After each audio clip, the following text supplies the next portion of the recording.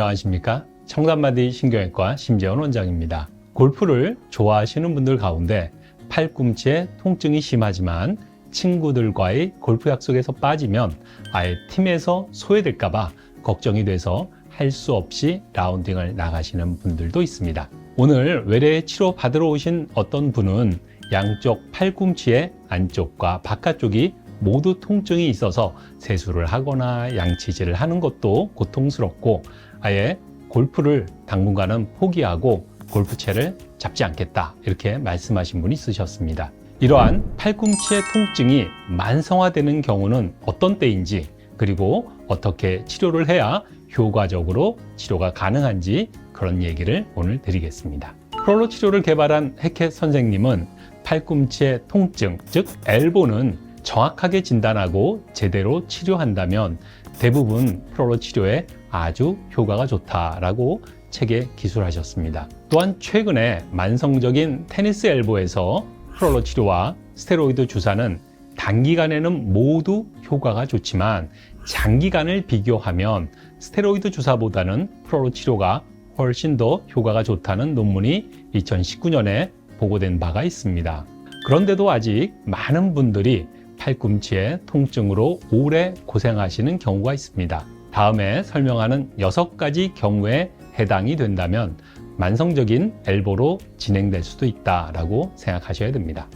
첫째, 6개월 이상 통증이 지속된 만성적인 팔꿈치의 통증이 있습니다. 쉬거나 물리치료, 약물치료, 주사 또는 체외 충격파 치료나 도수치료 등을 받으면 팔꿈치의 통증은 대개는 좋아지는 경우가 많습니다. 하지만 6개월 이상 오래 지속되는 경우에는 반드시 정밀 초음파 검사를 통하여 손상의 부위와 정도를 정확하게 진단하여 적절한 치료를 하시는 것이 좋습니다.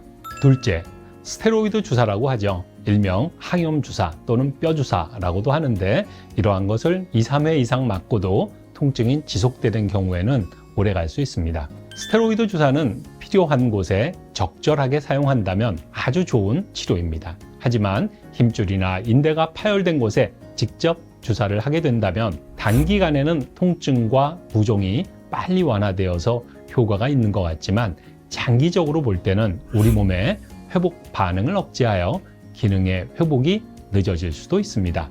또한 여러 번 맞게 되면 통증이 완화되는 기간이 짧아지고 나중에는 별로 도움이 되지 않는다 이렇게 호소하는 분들도 많습니다.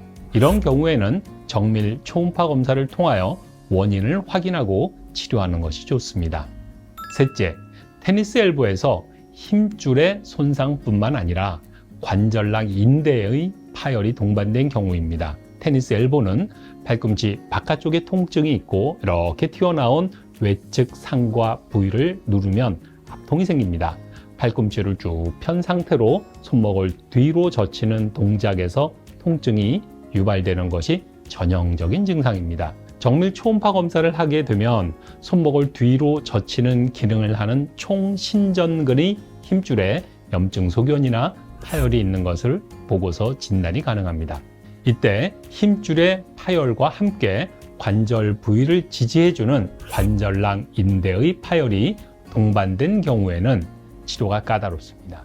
이런 경우에는 세밀한 프롤로 치료나 PRP 주사 등이 필요하며 일반적인 테니스 엘보보다 치료 기간이 오래 걸리는 경우가 많습니다.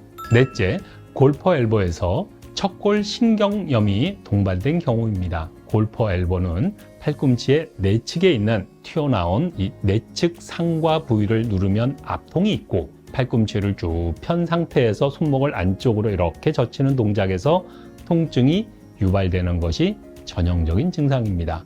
오래 진행된 경우에는 세수를 하거나 양치를 할 때 팔꿈치 안쪽에 심한 통증을 느낄 수도 있습니다.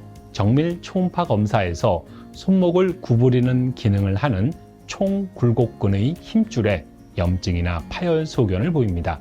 이때 내측 상과의 안쪽을 지나가는 척골신경이 있는데요. 이 척골신경이 부어서 붉어져 있는 경우에 척골신경염을 의심하게 하는 소견이며 새끼손가락 쪽으로 이렇게 통증이나 저린 증상이 나타나게 됩니다. 또한 팔꿈치를 구부렸다 폈다 하는 동작에서 척골신경이 내측 상과 위로 이렇게 올라타는 경우에는 척골신경의 탈구 현상이라고 진단을 하게 되고 척골신경염이 잘 발생할 수 있습니다.